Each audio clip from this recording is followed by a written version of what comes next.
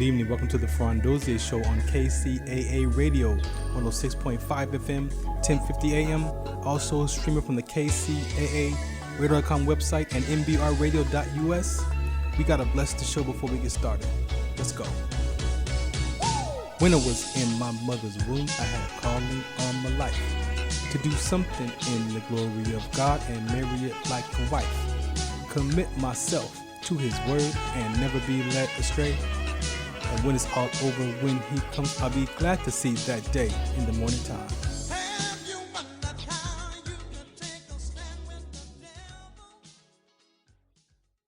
Good afternoon and welcome to the Farron Dozier Show on KCAA Radio, 106.5 FM, 1050 AM.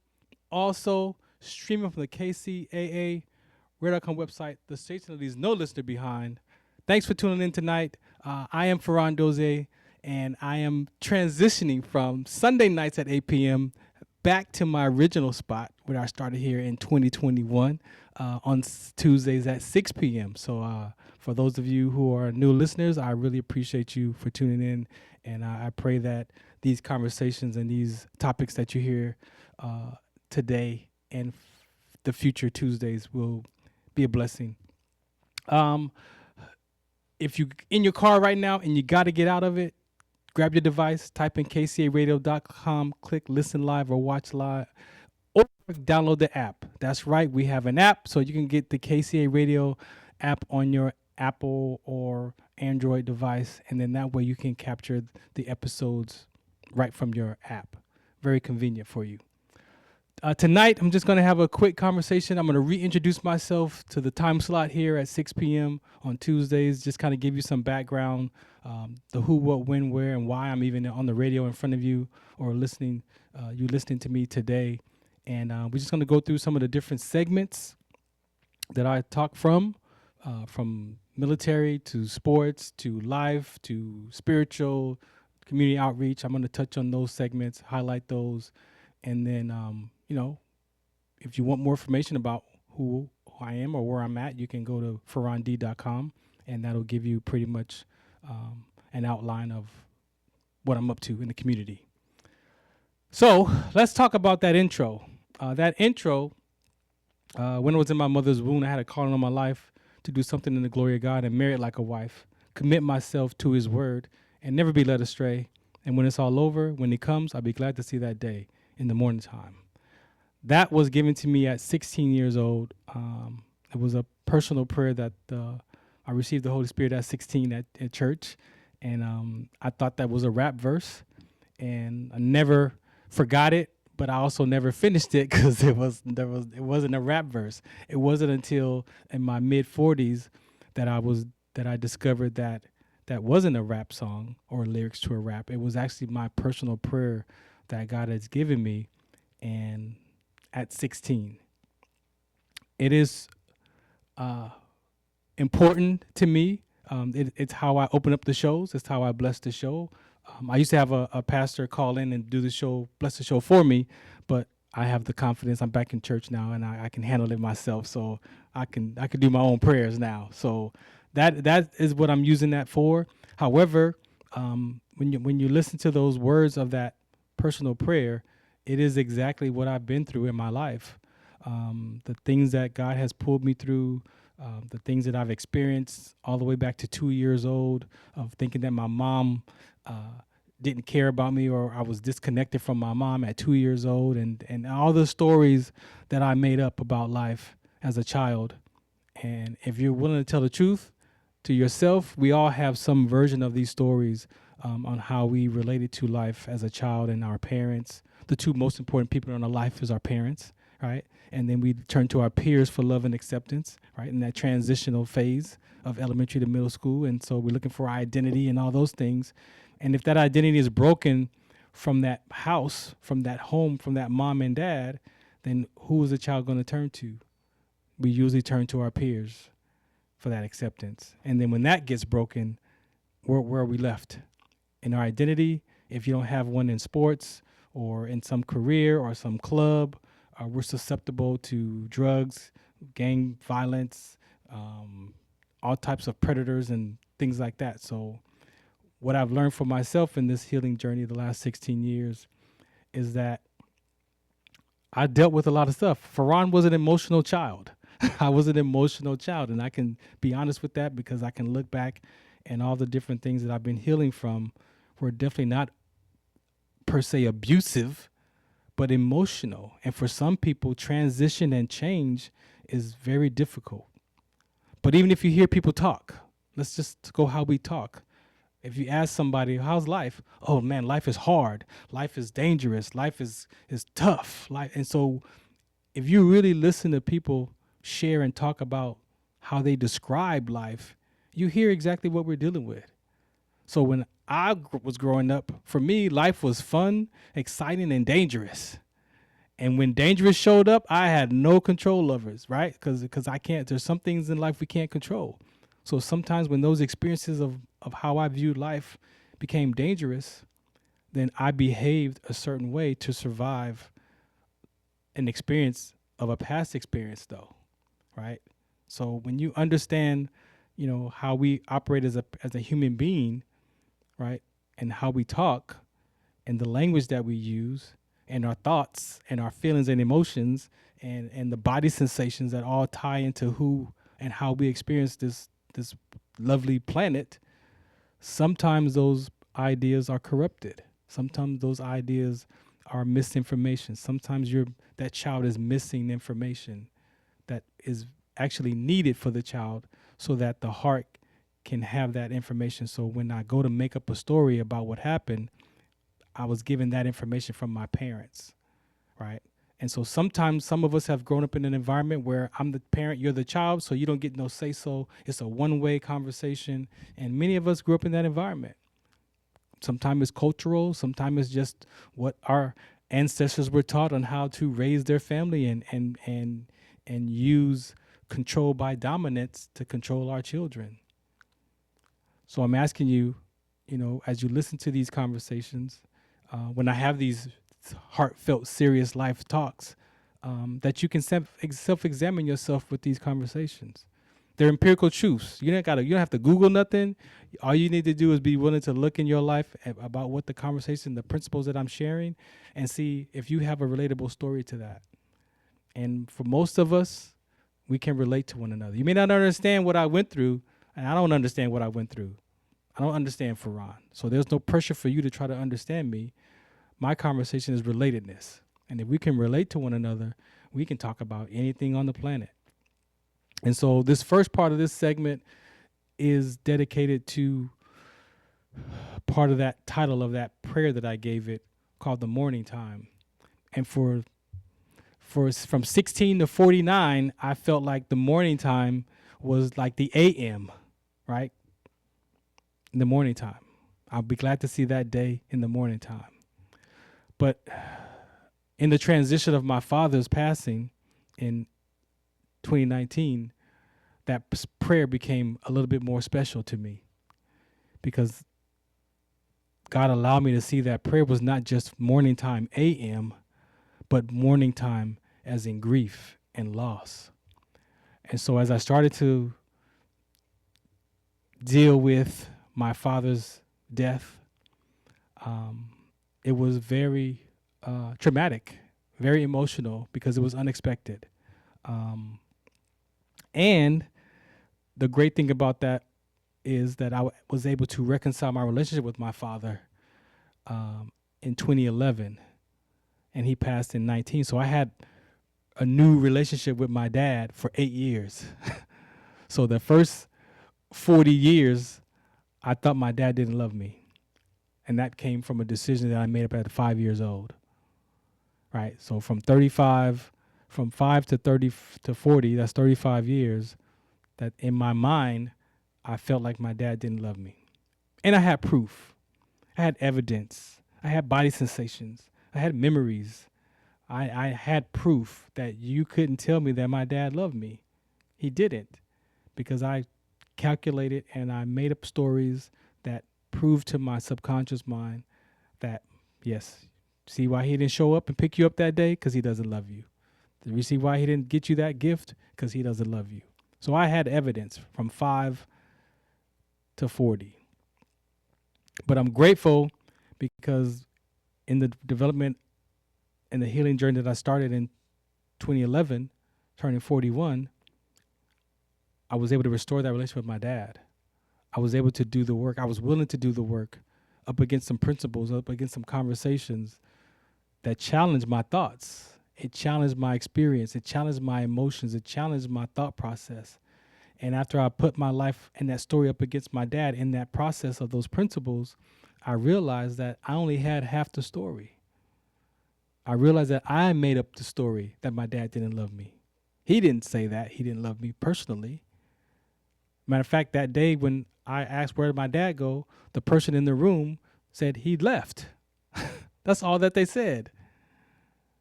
It was a very special day that day. It was Christmas. I was 5 years old. I was living with my grandparents. My dad would come by and pick me up and visit me and bring me clothes and toys and hang out with me. But for some reason, that particular day when he came over, because I knew he was there, I remember seeing him. I remember experiencing the presence and the gifts from him.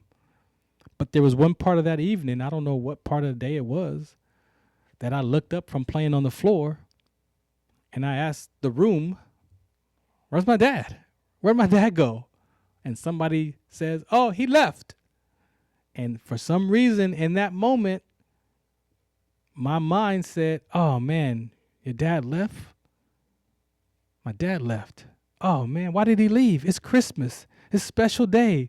Why did he leave? Oh, because he doesn't love me. And that's what I made up to survive that disconnection, to survive that disappointment. Whatever that was that I made up at 5, my perception of my father is now altered. And so from 5 years old, I collected evidence that my dad doesn't love me. And if he picked me up or didn't pick me up or bought me whatever, now I'm listening to him or I'm looking through life as a filter of my dad doesn't love me. And there was a transition again from 8 years old until 15 that I really didn't see my father that much. I saw him occasionally, I believe, and then all of a sudden the relationship, I just didn't see him at all. Now imagine I already have a decision in my mind that I'm disconnected, I'm disappointed, so my dad doesn't love me, and now I'm collecting evidence because I call him to come pick me up, and he says, I'm going to come and pick you up on Saturday, and I'm dressed, waiting by the door, and he doesn't show. So now it's more reinforced. So can you understand that? That's the story. That was my truth. It wasn't the truth, but that was the story that was making up in my mind. Now, I didn't get this until 40 years old. So when I put that life and that story in that conversation about my relationship to my dad, I realized that my perception was corrupted about my father. And I challenged those stories of, did he love me? Why come he didn't pick me up? Why didn't he see me? And so what I did was, when I discovered that at 40, I was able to tell the truth. I was willing to tell the truth to myself and call my dad and be like, hey, Dad, man, you know what? I realized, first of all, thank you. Thank you for taking me to McDonald's and taking me to the airport and to the beach and the Wiener Schnitzel and all the stuff that we did, camping at the beach and to the park and like all this, introduced me to the music, like all that. I acknowledged to teach me how to color. We used to have this, I used to go visit him, and he had this huge Superman comic book. It was taller than me, and we would lay on the floor, and he would teach me how to color. Draw the lines, outline the pictures first, and then color the same direction. Like, I remember all those stories, those memories that popped up. And I called him and I said, thank you for that. Thank you for teaching me how to walk. Thank you for being there when I was a child. As a teenager, when I reconnected with you back at 15. Thank you. But also, I made up a story about you that I realized today at 40 that it was my truth, but it wasn't the truth. And I told him the story that I made up. And I said, Dad, today, I'm asking you to forgive me because I've treated my dad terrible. I treated my dad like he was my brother or my friend. I really had a limited respect for him. Like I knew he was my dad, but how I thought about him was less than that. And so I really talked to him crazy. I treated him bad. Sometimes I would go for a year or two without talking to him.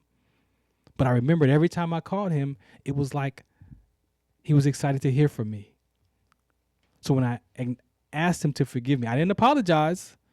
I asked my dad to forgive me for how I treated him and for my behavior towards him for the first 35 years of my life. And all my dad said was, I just want to spend time with you. You're my son. You're my only son. I just want to hang out with you. He wasn't even fazed by it. I was the one carrying all the weight of those experiences with my father. I was the one carrying that baggage, however you label your past experiences.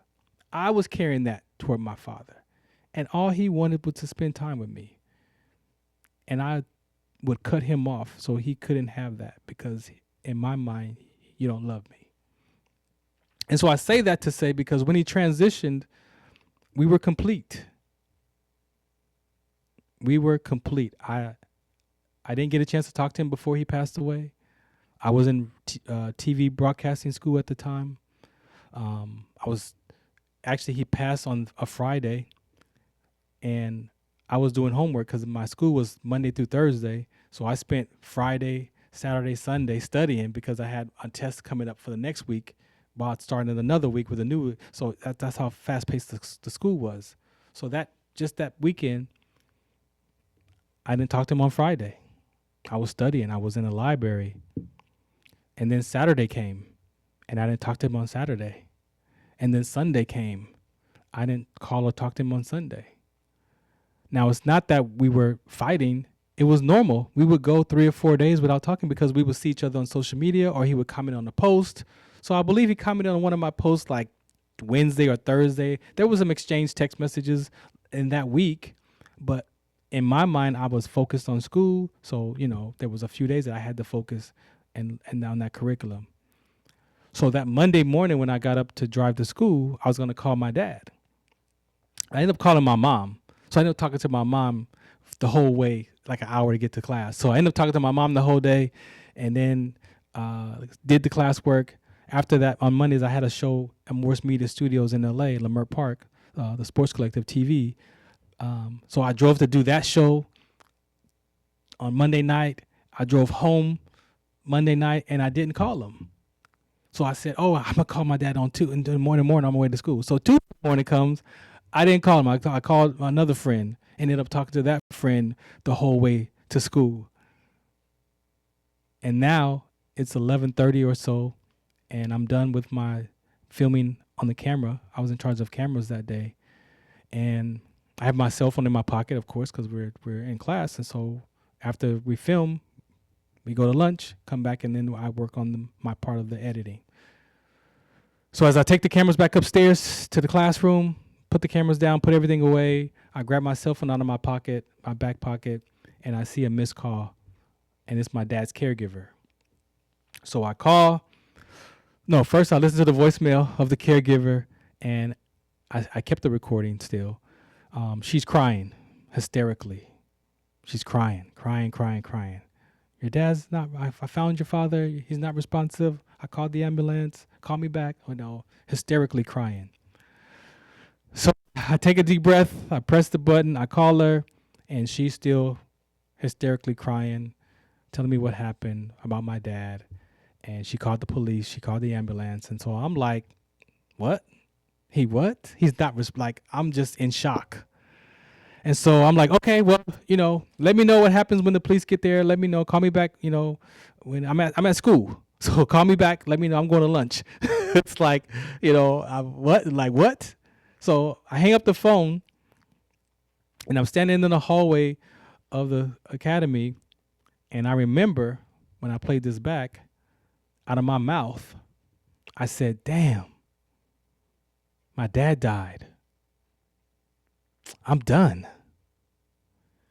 And in that moment, if you heard what I said, I'm done,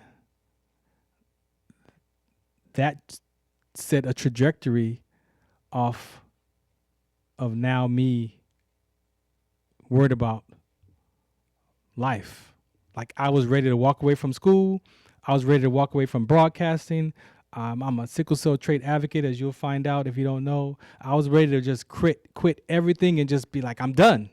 I'm done. I'm gonna go crawl in a hole and just suffer.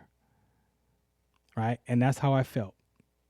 I go inside. I tell my instructor, he could relate to because his dad passed a few years ago prior, so he kind of connected with me and said, okay, let me know what you need to do. You need to take some time off, whatever. I'm like, nah, I'll figure it out. Shortly after that, I try to go to lunch, but I'm just in this daze, and the caregiver calls me back and says, hey, the police are here. They want to talk to you. So I get on the phone with the police. He asks me who I am, and I'm his only son. Yes. He says, okay, well, we need you to come and cover the body. I'm like, oh no, like I just let me know when it gets to the corner, right? He's like, no. You got to come in. You got to make the phone calls. You got to come here. And I was like, wait a minute. In my mind, I'm thinking like it's like TV. When you watching the movie, it's like, oh, they take the body to the corner, and then later in the evening, the family goes there. No, he was like, no, you got to come here and take custody of the body and make those phone calls to the mortuary and set those things up. And that's when it hit me. And I was like, okay. So I told the instructor I had to leave. I called my dad's sister, another friend of mine, and they met me at my dad's place. And I can tell you, when I pulled up, he lived in Hollywood on Sunset in Wilton. When I pulled up in my truck, the smell of death that I could smell from the street, I was like, what is that? It was a smell of my dad's corpse decomposing. It was the smell of incense and the smell of his cologne. Like, I knew that smell, but it was tainted with the smell of death. And I get there and I talked to the police. They said nothing was wrong. Doesn't look like it was foul play. He's actually laying under the covers, sleeping, and the music of the radio is on. And so I'm like, okay. So I take custody of his wallet. They allow me to, they was like, you don't want to go in there though. You don't want to see it, but this is what's going on. And so I stayed out. My aunt came. She went in and took a look and came out and was like, yeah, you don't want to see that. The smell was enough. So she makes the phone calls. I go inside the apartment. I hold my breath. I take a peek inside his bedroom, and I saw what I saw. And so once all that transitioned, the coroners came, took his body. I grabbed his cell phone, and I looked at it. It was unlocked, and I could see that he passed away most likely on Friday. So it was Tuesday. So his body was there from Friday, Saturday, Sunday, Monday, for almost 4 days he had transitioned. We took care of all that. The moral of the story is when my dad died and the decisions that I made that in my life was that I'm done, that I'm quitting, I had just maintained my own life. Like, I had just come out of severe depression and anxiety from dealing with my own transitions out of the military. I was dealing with my own life struggles. And I was just like peaking, like I'm okay. Like I'm in school, like everything's fine. And then that happens. And so what I can tell you is the last 6 years, I've been in church. And what led me to go to church was my grandson was born 2 weeks after my dad passed.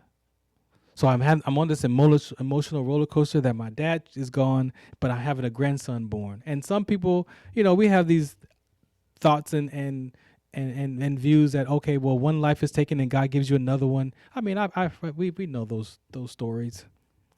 The fact is, my dad died and my grandson was born, and whatever that means is what it means.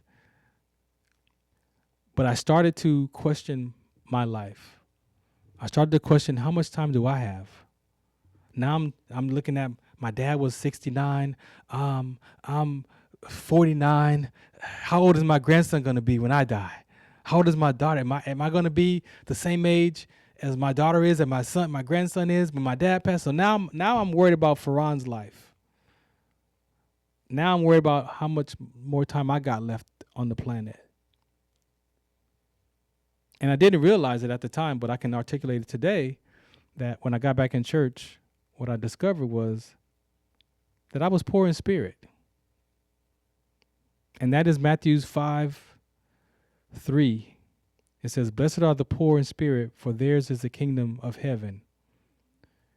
And I can tell you the truth today that when I got back in church, I wanted to find God for myself. I know what I've heard. I know all the religious conversations. I know what my grandfather, who was a reverend, a pastor, taught. I know what my dad believed in. I know what my mom, my grandmother. I know what my family stood on. They stood on the Bible. They stood on that word.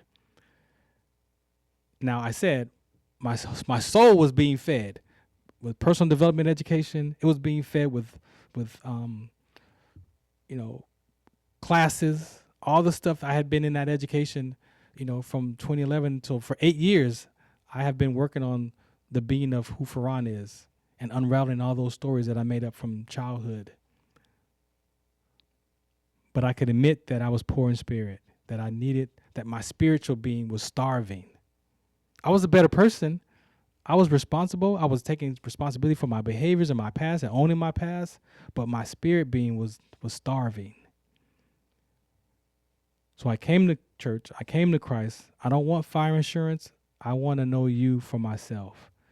And I can tell you that the more that I fed my spirit, the more that my mind tried to shut down, and I wanted to still quit. I wanted to still walk away. Take a year off from radio. Take a year off from advocacy. Just take a year. I need to just take a year off and just settle myself. But I continued to get into the Word. I continued to study. I continued to see what God had to say about who I was. I would continue to discover about my own personal eternal life, my own relationship. And I can tell you today, it's beautiful.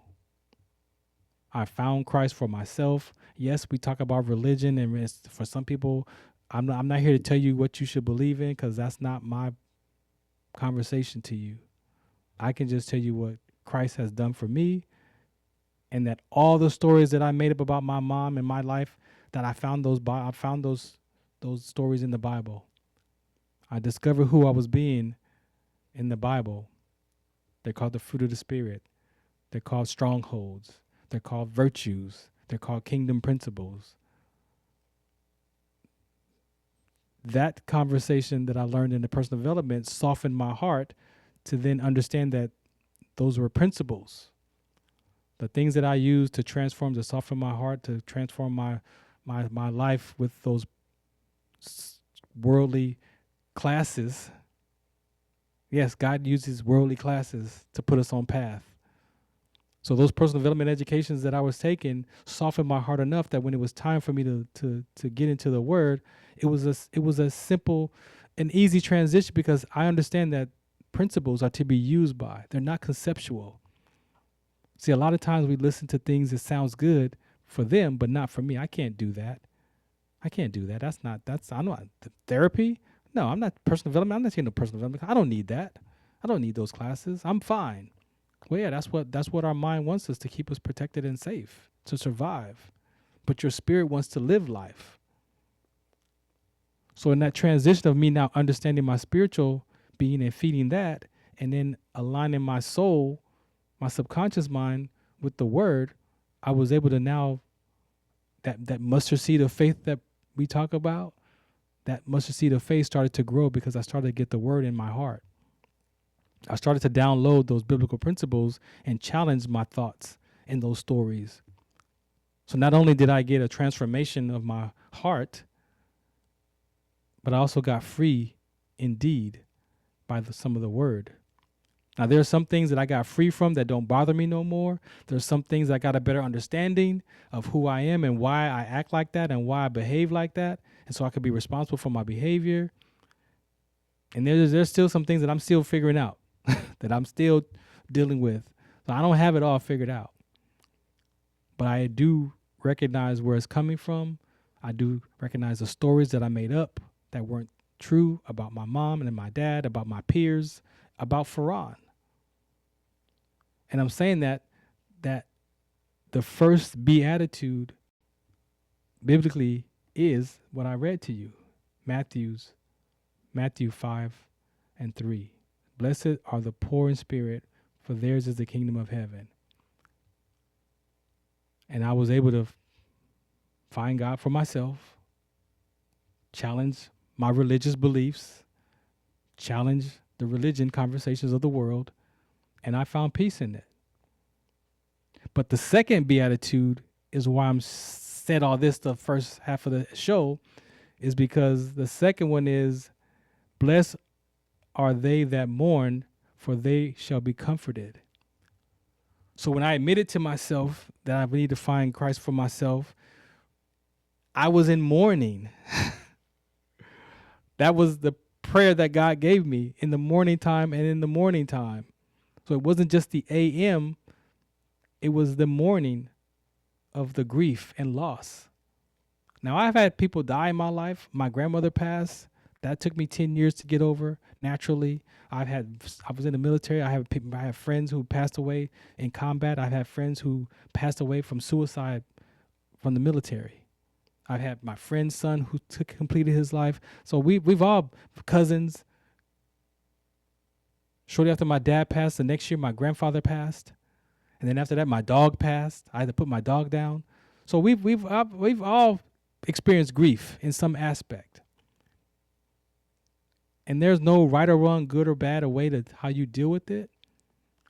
But there are ways that you can go and seek and learn how to manage it and not leave it to chance.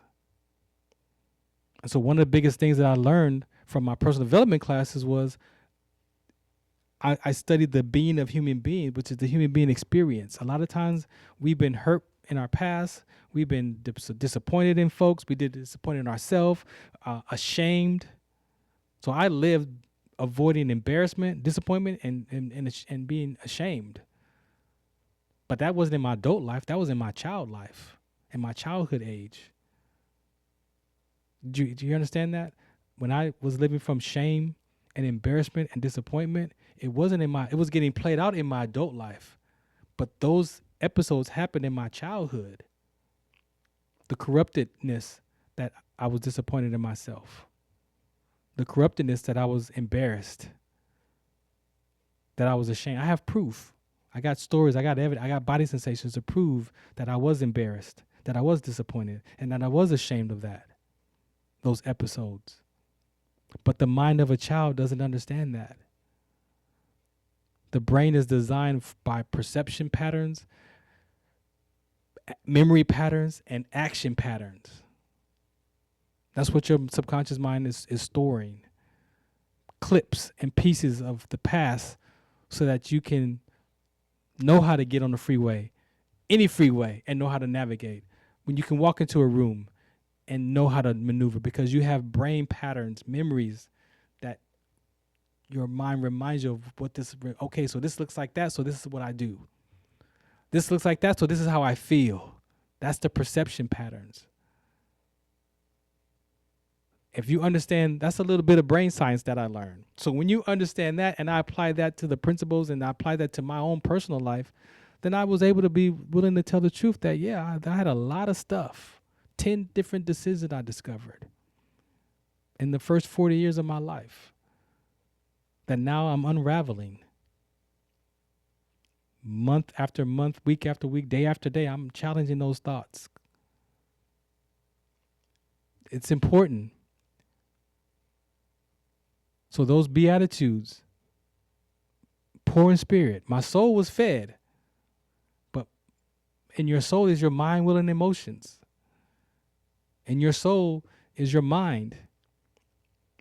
And your mind is split. You have a conscious mind and a subconscious mind. So we have a spirit, we have a soul, we have a mind, which is subconscious and conscious mind, and then you have your body. Now, some people say mind, body, and soul. I'm not saying however you say it is wrong. I had to put my life in order. And I put it in order because I'm a spiritual being. I possess a soul. And I have a body. And in my soul is my mind, will, and emotions. And I understand that That soul information is not always right. It's not always telling me the truth. It's very judgmental. It doesn't handle worry. It doesn't handle a lot of things from that life experience of those emotions. And usually we make up something negative. So usually the soul gives a narrative that's a negative context, so then we live with that because the mind is designed to survive all the way back until prehistoric ages. Now we wasn't around that time, but can you imagine if the dad says, that means you better be inside this cave before I put that rock over the door. You don't want to be left outside of that rock because the lions and the tigers and the bears are going to eat you. That's an human instinct. We still have that human instinct today. That part of the brain didn't go away, it developed. But that part of our brain, that limbic system, is still there, still active, still trying to keep us safe and not die and survive. But it's the emotional part of this conversation that I'm pointing to. It's not like Nike. You just can't do it. You can, but you'll be doing it frustrated. So I'm asking you to look at your perception of your experience of life, not just the activity.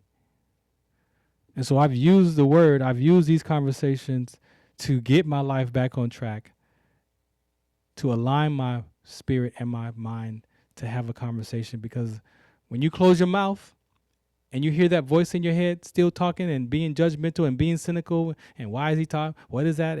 But you ain't opening your mouth. Your mouth is not moving. That voice is not you. That's your subconscious mind. That's the voice that you go have your deep-hearted meetings with about life, about what you're going to do next. And your mind will tell you better not do that again. You know what that felt like? Oh, yeah, the body says, oh, yeah, remember that?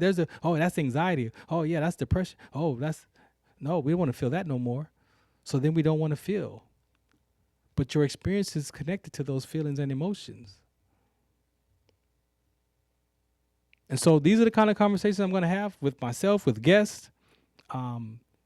There's some topics that are important, and I pray that if you would like to be a part of these conversations, you can reach out to me at farrond.com, send me a message. I'm on all the streaming platforms at Farron Dozier.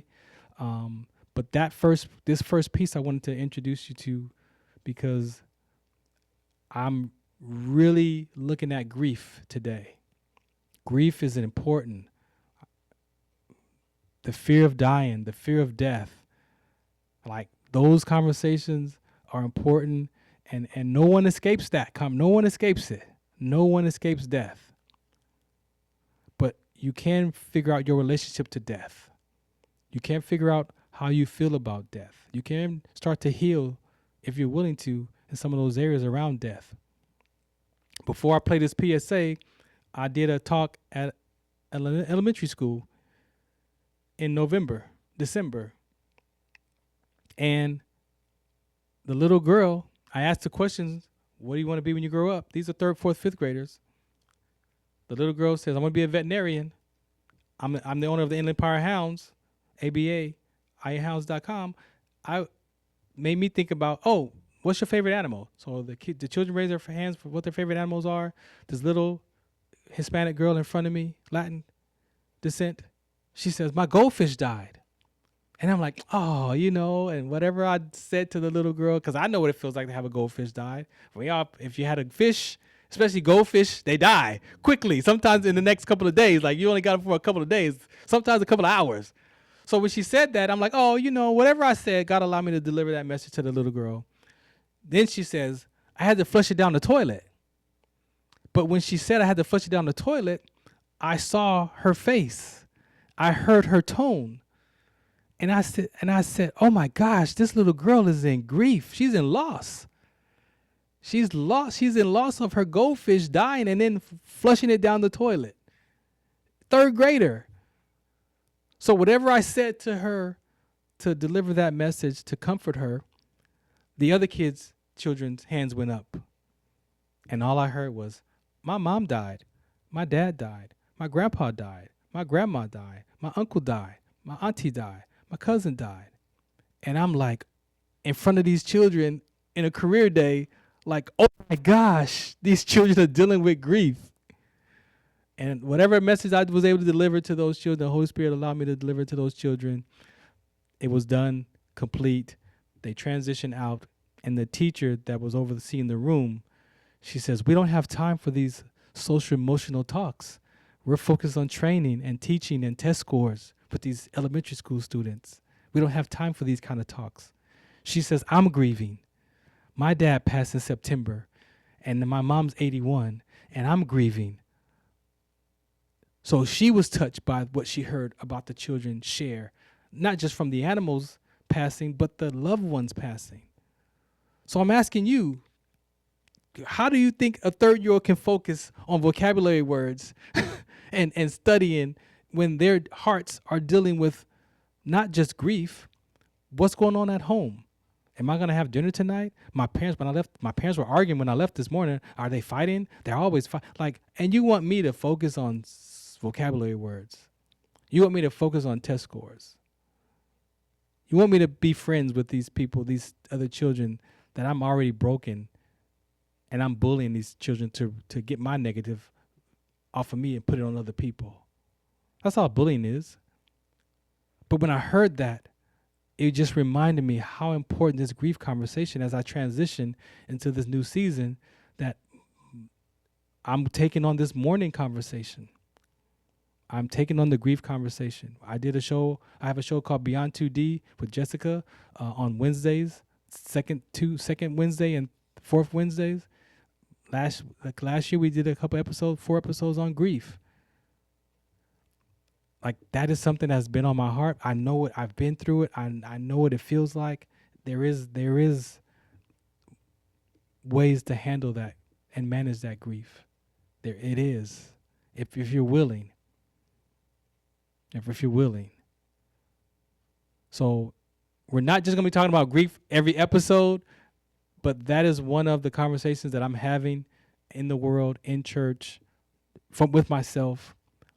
But here on the Farron Dozier Show, it's a variety show. We could talk about whatever you want to talk about. We just can't curse. We got FCC laws. We're AM/FM, so you can't curse. However, if you want to be a guest, I'm open to whatever topic you want to talk about, because it's not about understanding each other. It's about relating to one another.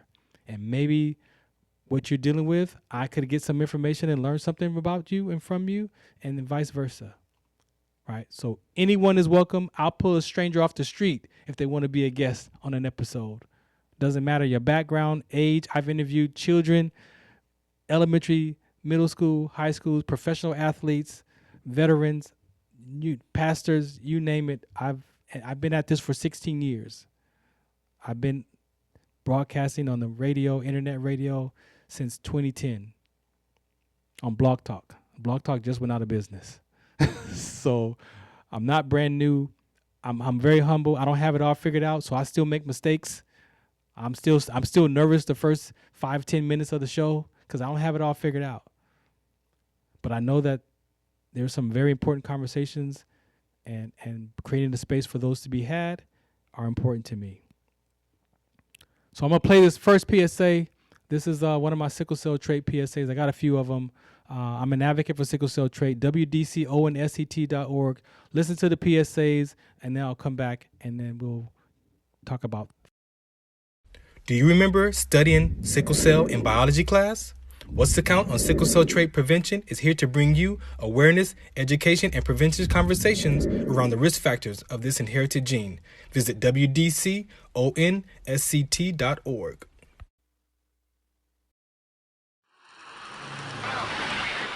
Hey, I'm Sergeant First Class Farron Dozier. I'm here at the military base, and I have the sickle cell trait. Now, why I got involved is I experienced what they call sickle cell trait exertion.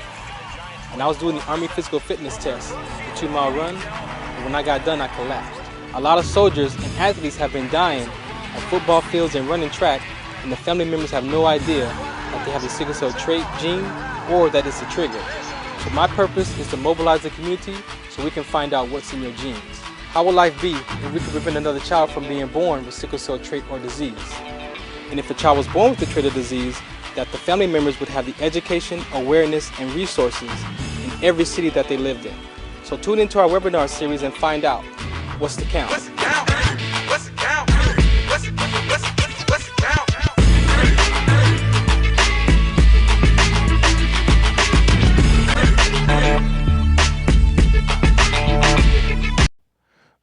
right, welcome back to the Farron Dozier Show on KCAA Radio 106.5 FM, 1050 AM. Again, streaming at kcaaradio.com and on the app. So wherever you want to find us, just go there. Catch me again on MB Radio. That's Military Broadcast Radio Network, MBRadio.us, Wednesdays at 4 p.m. Pacific Time. And you can also catch me on Beyond 2D with Jessica on the Breakthrough Show Network. That's the second and fourth Wednesday. We just did 3 seasons from Tuesday on Tuesdays, and we're switching up to now Wednesdays, the second and fourth Wednesdays for the Beyond 2D. That show is one of my favorites because I get to express myself. I'm talking from my conversations here. However, on the Beyond 2D, that's where I get to be Farron and talk about what I've learned and share that as well. So one of the things that you're going to hear on our show here is a little bit of music. I'm not going to play too much of it, but to end that conversation about church, this is Fred Hammond called "You Are the Living Word." This is the Farron Dozier Show.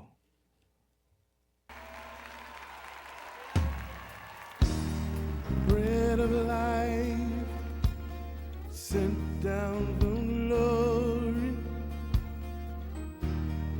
Many things you were on earth, a holy king, a carpenter, but you are the living word. Say it now. Come on. Sent down from glory. Many things you were on earth, a holy king, a carpenter. Come on, Houston, you can say it one time with us. Bread sent down from glory. Many things. Come on, somebody say it. Many things you were on earth, a holy king, a carpenter. You are the living awesome ruler, Gentile redeemer. God with us, the living truth, and what a friend we have in you. You are an awesome ruler. All right, welcome back to the Farron Dozier Show on KCAA Radio 106.5 FM, 1050 AM. That's Fred Hammond. You Are the Living Word. That is one of I fell in love with that song because it just I know if music had the opportunity to heal us, that would be definitely one. I put that on repeat, and I don't know. I think I played it for like 3 or 4 weeks just straight on repeat at my house because it just touched my spirit and my soul. All right, so I'm gonna give you just a little overview of what's to come in the future of the Farron Dozier Show this month. Like I said, I've been doing this for 16 years. I have all kinds of shows. I have enough shows to be on the radio 7 days a week, at least 4 hours. I have enough with music and talk that I'm ready to express myself in with these topics, with these segments. I could be on the radio if I wanted to. I don't want to be that. I don't want to be that kind of guy. So one of my segments is called Life of A, and that's pretty much what I just shared with you from the beginning of this episode. Life of A is where I've went back and I've healed from about the 10 different episodes of my life that I made up stories about my mom, my peers, my dad, myself, break up with a 14-year-old girlfriend, what happened to me when I collapsed and I almost died from my sickle cell trait exertion. So we talk about life, mainly from child to parent. Most people focus on father, son, mother, daughter, mother, son. My conversation, my ministry is from child to parent, that we can have that child's heart return back to that father, return that hearts of that child, because we was all somebody's child. You was somebody's child too. So if we can have those kind of conversations that the child can return their heart back to their parents, that's what I did. I went to my mom and dad for forgiveness on how I treated them. So that's the life of I'm a retired Army veteran, 24 years. My military talk show is called Trench Talk Original. That's where I have, if you're a veteran or a veteran resource and you care about veterans or a spouse or a loved one or a family member, that's the segment that I would invite you on to talk about.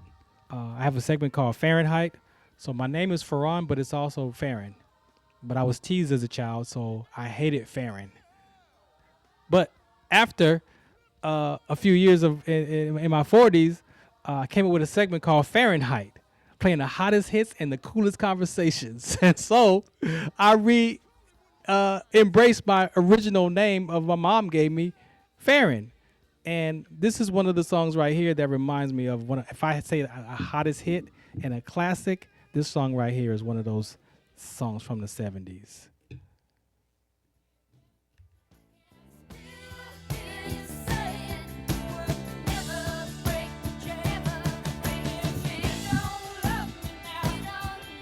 So on the Fahrenheit segment, I would invite you on for a conversation, and you would give me one of your childhood, one of your hottest hits in your life that when you hear on the radio, you're like, yeah, that's the song right there, right? That's the Fahrenheit. Another segment is called Wordplay. This is a show that I created out of my personal development, realizing that I was using a lot of words that was out of context. So sometimes we use words to describe our life that aren't exactly the right word. So what I had to learn was go get a dictionary and look up the word and see if that's the word that I'm using is the right word of the situation that I'm in. And I found that there are songs that use the words that we use in context. And so that's wordplay. We'll pick a word, I'll pick a word, you pick a word, and we'll find songs and we'll play those tracks and then we'll talk about that word and where it comes from. The sports segment, the 20-second timeout, that's all my sports segment shows. If you want to be on here and talk about sports, you got that. What's the Count is my sickle cell trait awareness campaign. So WDCONSCT.org. I use that segment to talk about sickle cell trait, to talk about community outreach topics, sickle cell disease or anemia. That's the What's the Count segment. Again, and one of my favorite segments is Music Marketplace in Time, the soundtrack to life. Everybody has a soundtrack. If you turn on the radio and again, you hear those songs that take you back to those good moments, those good times, those moments in time where it reminds you of your mom and dad, or the songs that remind you of, your grandparents, or going to the park, or going to whatever those songs are. When you hear them on the radio, those are your songs. This is one of my songs that reminds me of my dad when I hear it come on. This is Cats in the Cradle. Y'all remember this?